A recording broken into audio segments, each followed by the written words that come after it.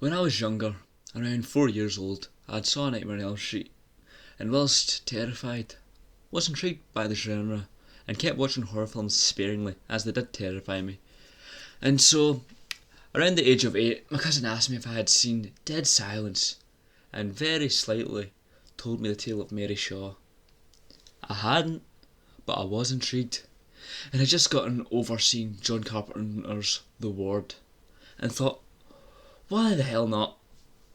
I sat down to watch it, and well, I never finished it. And that's sitting anyway. Making an excuse to leave. My mum's making dinner, sorry I've got to go. That type of stuff. I saw the end of Insidious 2 before I finally decided to sit down and watch Dead Silence again. And it got me thinking about doing a video essay on it, and so I would present Dead Silence, the horror film that defined my childhood. Admittedly, when talking about Dead Silence, now as opposed to A Fearful Child, it's a pretty subpar film, and it had seemed scarier at the time, but after thinking about it, it makes sense as to why it terrified me. It involves one of my two biggest phobias. One, splitting my Achilles heel. Thank you, Troy and Sofrey, for that. I really needed that so much. And the other, getting my tongue ripped out. This maybe helped me discover that phobia. And as a child, that had a frighteningly annoying imagination, seeing things to scare me and everything, and well, I kept seeing Mary everywhere waiting to take my tongue ever so patiently. It took me until high school before I finally saw the rest of the movie.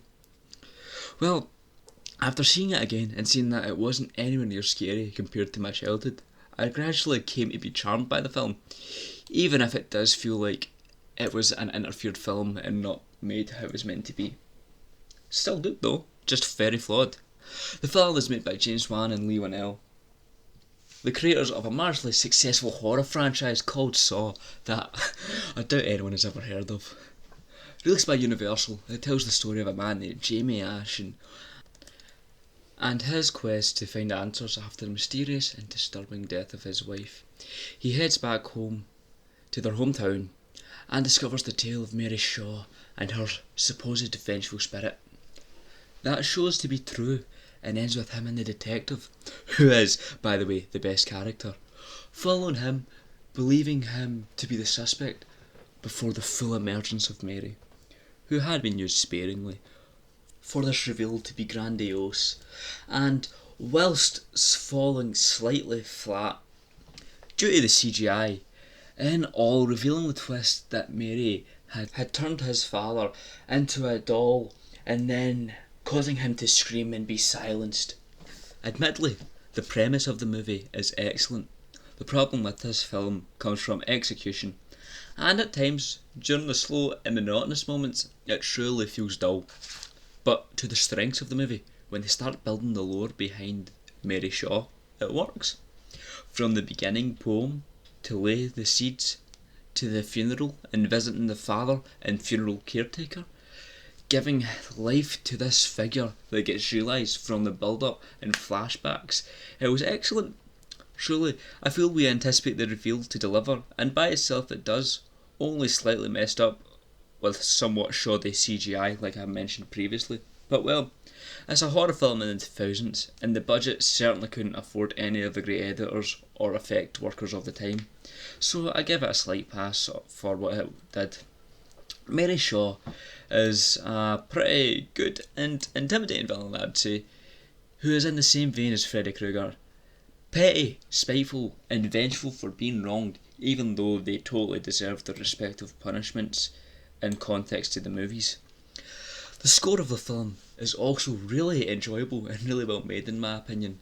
It's made by the same person who made the Saw theme, and once again, they just deliver. I love the way the sound is used in the movie, showing great cues for suspense that appear a tad more realised in Van Al's The Invisible Man from the way that it shapes the sounds. And somewhat very important, and this is very important to note, the theme slaps hard, honestly, so enjoyable, and I love the way that the piano leads the song with the arrangement of the strings, giving this epic and grandiose theme. Perhaps the worst part of this film is the characters outside of Mary and Detective Lipton, aka the best character. Most characters do feel flat and really two-dimensional. and two-dimensional. And well, Jamie doesn't get the chance to show much more through the film, as he's mainly just a grieving widow, and well, it's a shame, as everyone else in the film just feels like they're there to be a part of the kill count. Sadly not dead meats or exposition.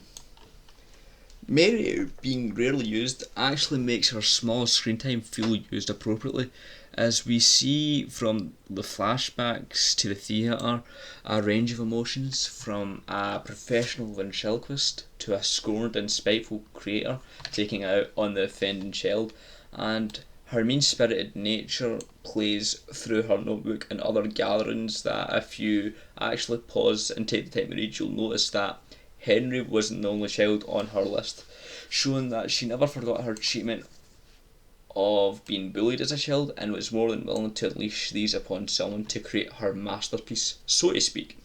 Before being found out, even in death, she keeps to her theatrical roots. You know, it's pretty theatrical asking for someone to turn you into a puppet, but then it goes even beyond that, as well as she gets reincarnated, she leaves the family that wronged her the most for the last of her kills, setting up a showdown for Jamie that had to clearly be planned, even if it didn't go fully according to plan. You know, I think it's pretty obvious just the way that it all sets up for the big reveal that she's clearly planned for this to happen, even if it hasn't worked out properly. For the detective, however, he is there to fill the comedic space and be the sceptical ass that has a shaving gimmick and believe that Jamie is guilty, which is fair.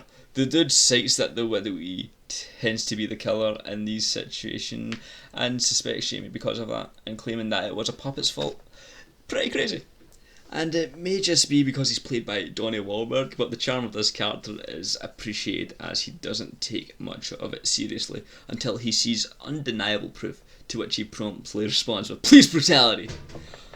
All in all, Dead Silence is a very flawed movie that was mostly forgotten, mainly due to the time it was released, being a few years before the resurgence of haunted horrors like Paranormal Activity, coming out when torture porn was at its height, and honestly, it's a shame.